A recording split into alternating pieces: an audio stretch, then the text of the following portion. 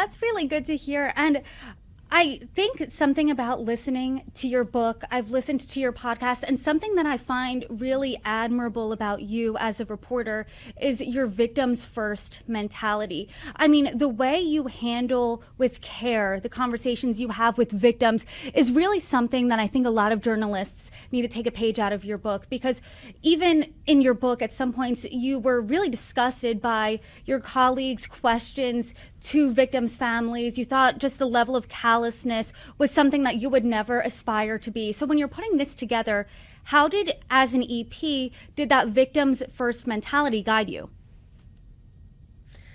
Well, thank you for that. That is one thing that I always have to do in my work at the forefront. I always say I'm a human before I'm a journalist, and I think that that's something for everybody to remember and to focus on because we all get lost sometimes in the story. Um, I first of all, I partnered with victims first people, and I think that was the most important thing that I did as an EP.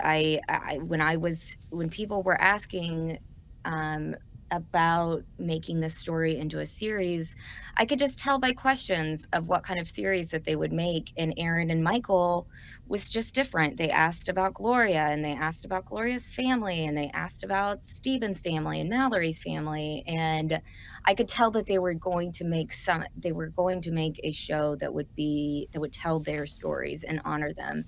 And Erin Lee Carr is a fantastic documentarian, and I knew that she was a victim forward reporter, journalist, documentarian, and now executive producer and co-creator because of all of her work. I've seen many of her documentaries. I Love You Now Die, the Gypsy Rose documentary. She just told stories with empathy and with victims at the forefront.